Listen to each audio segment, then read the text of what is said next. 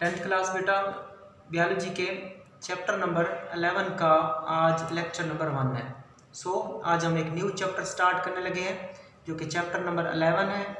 आपकी आपकी जो टेंथ क्लास है उसका दूसरा चैप्टर और चैप्टर नंबर 11 और चैप्टर का नाम है बेटा होम्योस्टेसिस।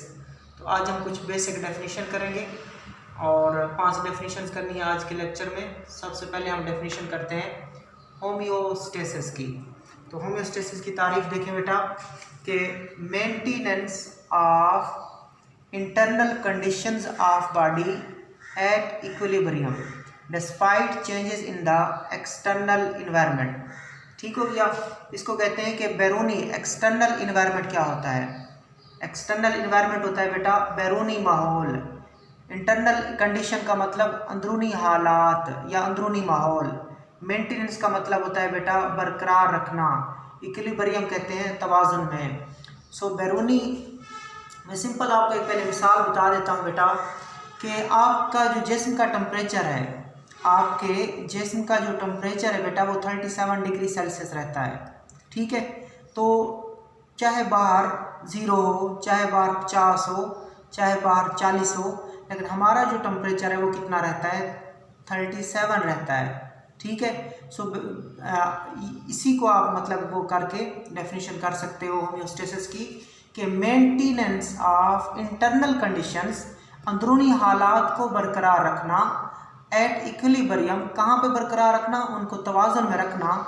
डिस्पाइट कहते हैं के बावजूद changes in the external environment, बैरूनी माहौल में तब्दीलियों के बावजूद। तारीफ करेंगे बैरूनी माहौल में तब्दीलियों के बावजूद अंदरूनी हालात को बरकरार रखना। क्या रखना बेटा? बरकरार रखना या इक्विलिब्रियम पे रखना, मतलब इतदाल में रखना, होम्योस्टेसिस कहलाता है। इसकी तारीफ बड़ी इंपॉर्टेंट होती है। फिर एग्जांपल्स भी पूछते हैं, एक तारीफ कर लेते हैं कि बैरूनी माहौल में तब्दीलियों के बावजूद, कि बाहर के माहौल में तब्दीलियां आती रहेंगी लेकिन अंदर का जो माहौल है, अंदर के जो हालात हैं, आपने उनको बरकरार रखना है, वैसे का वैसा रखना है, इतदाल में रखना है, नैरो रेंज में रखना है। बैरूनी माहौल में तब्दीलियों के बावजूद अंदरूनी हालात को बरकरार रखना या तवाज़ुन में रखना होम्योस्टेसिस कहलाता है। इंग्लिश में क्या कहते हैं? Maintenance of internal conditions of body at equilibrium despite changes in the external environment. अब 2 मिसालें देखते हैं। पहली मिसाल में आपको बता चुका हूँ कि core body temperature remains at 37 degree Celsius. Core का मतलब होता है अंदरूनी बॉडी टेम्परेचर। हमारे जिस्म का अंदर का बॉडी का जो टेम्परेचर होता है बेटा वो 37 डिग्री सेल्सियस ही रहता है, despite changes in the external environment. जो बाहर का हमारा माहौल होता है, हमारा जो इर्द गिर्द का माहौल होता है, वहाँ पे बेटा सर्दियों में 0 डिग्री भी हो सकता है, 0 से कम भी हो सकता है, 5 डिग्री भी हो सकता है। गर्मियों के मौसम में बेटा 50 डिग्री तक भी जा सकता है, 40 डिग्री तक भी जा सकता है। ठीक हो गया। लेकिन आपका बॉडी का टेम्परेचर कितना रहता है? नॉर्मल हालात में 37 डिग्री सेल्सियस ही रहता है। इंसान के जिस्म का अंदरूनी टेम्परेचर 37 डिग्री सेल्सियस ही रहेगा, चाहे बाहर के माहौल में टेम्परेचर जितना भी रहे। ठीक हो गया। एक मिसाल ये है बेटा। इसके अलावा जो हमारा ब्लड होता है बेटा, उसके अंदर जो ग्लूकोज लेवल होता है वो होता है 1 ग्राम पर 1 लीटर। 1 ग्राम पर लीटर मतलब अगर हमारा खून का 1 लीटर है बेटा, तो उस खून के 1 लीटर में जो ग्लूकोज की मिकदार होती है वो होती है 1 ग्राम। तो 2 लीटर में 2 ग्राम, 3 लीटर में 3 ग्राम। हमारा जो ब्लड ग्लूकोज लेवल है बेटा वो कितना रहता है? 1 ग्राम पर 1 लीटर। उसके बावजूद आप जितनी भी मीठी चीज़ें खा लेते हैं, स्वीट्स खा लेते हैं, कार्बोहाइड्रेट से भरी हुई खुराक खा लेते हो, कार्बोहाइड्रेट रिच फूड का आप इस्तेमाल करते हो, लेकिन उसके बावजूद भी जो आपका जिस्म है उसको क्या करेगा? होम्योस्टेसिस करेगा उसकी, और आपके जिस्म में जो ब्लड ग्लूकोज लेवल है वो रहेगा 1 ग्राम पर 1 लीटर।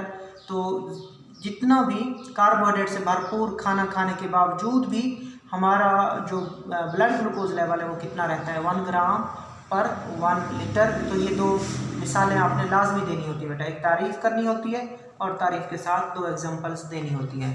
अब बेटा मैं आपको 3 होम्योस्टेसिस के प्रोसेस बताता हूँ। होम्योस्टेसिस के कितने प्रोसेस हमने बताने हैं? 3, ठीक है।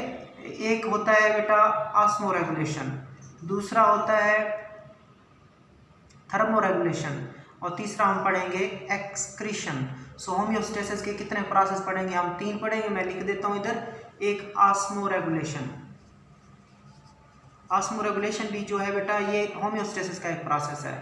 थर्मोरेगुलेशन भी होम्योस्टेसिस का एक प्रोसेस है और एक्सक्रीशन भी होम्योस्टेसिस का एक प्रोसेस है। सो एक तारीफ इसकी अपनी होगी, ये जनरल है। उस वक्त स्पेसिफिक करें तो एक ऑस्मोरेगुलेशन बन जाती है, एक थर्मोरेगुलेशन बन जाती है और एक एक्सक्रीशन बन जाती है। तो सबसे पहले हम देखते हैं नंबर 1 ऑस्मोरेगुलेशन को। किसको बेटा? ऑस्मोरेगुलेशन को। सिंपल मैं आपको बता दूं, ये हमारे बॉडी फ्लूइड्स हैं बेटा। बॉडी फ्लूइड या जिसको कहते हैं जिस्मानी फ्लूइड, जिस्मानी फ्लूइड यानी कि हमारे जिस्म में कौन कौन से फ्लूइड्स होते हैं? हमारे जिस्म में बेटा 2 फ्लूइड्स होते हैं मेन। एक होता है ब्लड, खून, और दूसरा होता है टिश्यू फ्लूइड बेटा। ठीक हो गया?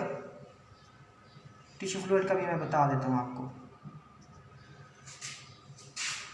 ब्लड का तो आपको पता है बेटा, ये खून की नाली है, इसको कहते हैं आर्टरी। उसके बाद आर्टरी छोटी नालियों में तकसीम होती है, उनको आर्टीरियोल कहते हैं। आर्टीरियोल आगे छोटी और नालियों में तकसीम होते हैं, उनको कैपिलरीज बोलते हैं बेटा, कैपिलरीज।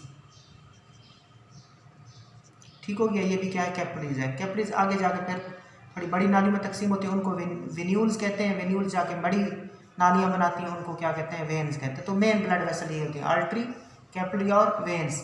ये जो कैपिलरीज है ना बेटा, कैपिलरीज ये वाले, यहाँ जो इनकी दीवारें हैं उनमें सुराख होते हैं, तो लिहाजा वहाँ से ब्लड का कुछ हिस्सा निकल आता है और किसके गिर्द आ जाता है? सेल्स के गिर्द आ जाता है। किसके गिर्द आ जाता है? सेल्स और टिश्यू के गिर्द आ जाता है। ये जो मैंने बनाया ये सेल के ग्रुप हैं और उनके दरमियान में एक फ्लूइड आया है जो ब्लड कैपिलरी से निकला है।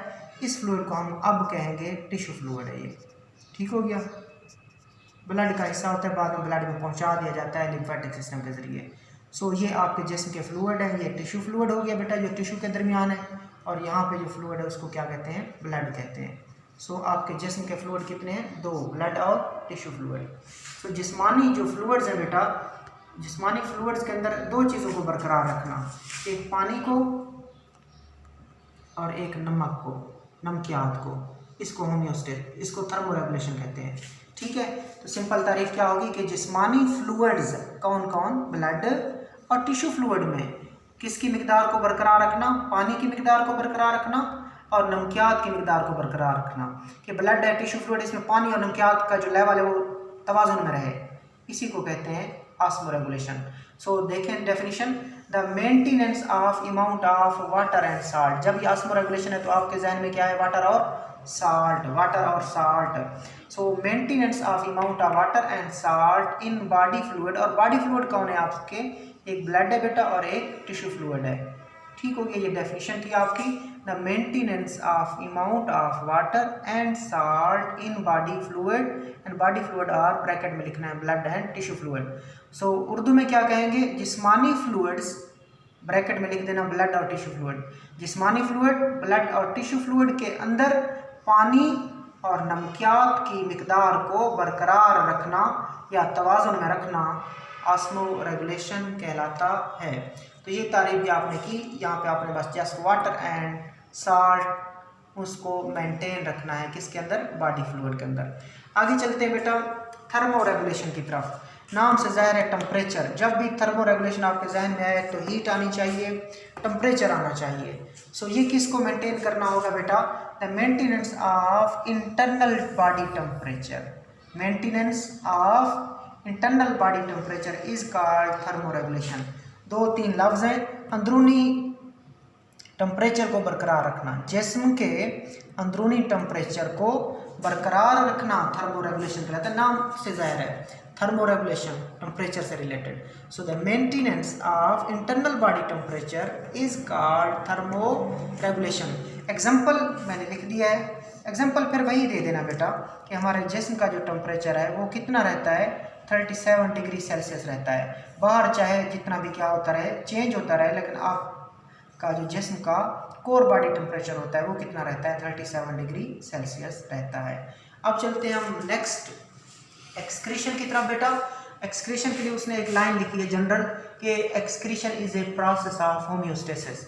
बेटा ये जो पहले भी दो मैं आपको बता चुका हूँ, ऑस्मोरेगुलेशन उसके बाद थर्मोरेगुलेशन, वो भी प्रोसेस ऑफ क्या है, होम्योस्टेसिस है, वो भी होम्योस्टेसिस के प्रोसेस है basically. So excretion is also a process of homeostasis, ये भी होम्योस्टेसिस का एक अमल है। तारीफ यहाँ से शुरू करते हैं कि process in which metabolic waste, ये लफ्ज है मेन इधर एक्सक्रीशन में, मेटाबॉलिक वेस्ट आपने याद रखना है। Process in which metabolic waste are eliminated from the body to maintain internal condition at equilibrium is called excretion. जिस्म के हालात को इक्विलिब्रियम पे या तवाज़ुन में रखने के लिए जिस्म से मेटाबॉलिज्म के बेकार मादों को निकालना। मेटाबॉलिक वेस्ट को उर्दू में आप क्या कहोगे, मेटाबॉलिज्म के बेकार मादे, मेटाबॉलिज्म के बेकार मादे। सो ऐसा अमल जिसमें जिस्म के अंदरूनी हालात को एतदाल में रखने के लिए जिस्म से मेटाबॉलिज्म के मादे, मेटाबॉलिज्म के बेकार मादे बाहर निकाले जाते हैं, उनको हम क्या कहते हैं बेटा, एक्सक्रीशन कहते हैं, एक्सक्रीशन कहते हैं। दोबारा देख लें, सिंपल इसका मतलब आपने ये कहना है कि मेटाबॉलिज्म के बेकार मादों को निकालना, एलिमिनेशन। मैं आपको बता देता हूँ एक लफ्ज़ का मतलब, प्रोसेस का मतलब होता है अमल, मेटाबॉलिक वेस्ट मेटाबॉलिज्म के बेकार मादे, और एलिमिनेटेड का मतलब निकालना, एलिमिनेट मतलब रिमूव करना, निकालना फ्रॉम द बॉडी जिस्म से, टू मेंटेन ताकि आप बरकरार रख सको इंटरनल कंडीशन अंदरूनी हालात को एट इक्विलिब्रियम तवाज़ुन में। तो जिस्म के अंदरूनी हालात को तवाज़ुन में रखने के लिए मेटाबॉलिज्म के बेकार मादों को जिस्म से निकालना एक्सक्रीशन कहलाता है। एक्सक्रीशन आपने कवर की। Excretion is also a process of homeostasis in which metabolic waste are eliminated from the body to maintain internal conditions at equilibrium।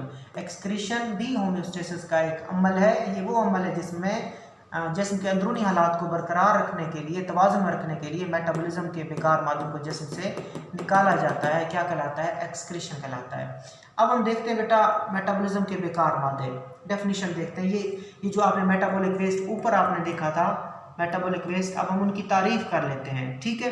Any material that is produce during body metabolism, any material कोई भी मादा that is produce during body metabolism, जो जिस्म के metabolism में बने, कोई भी मादा जो जिस्म के मेटाबॉलिज्म में बने, एंड दैट में हार्म द बॉडी, और वो जिस्म को नुकसान पहुंचा सके। यानी कि कोई भी मादा, ठीक है, जो कब बने, मेटाबॉलिज्म के दौरान बने। किसके दौरान बने बेटा, मेटाबॉलिज्म के दौरान बने, और जिस्म को क्या पहुंचा सके, नुकसान पहुंचा सके, हम उस मादे को कहते हैं मेटाबॉलिज्म का बेकार मादा, मेटाबॉलिज्म का बेकार मादे। क्लियर कर ले डेफिनेशन को बेटा। Metabolic waste any material that is produce during body metabolism, कोई भी मादा जो जिस्म के मेटाबॉलिज्म के दौरान बने।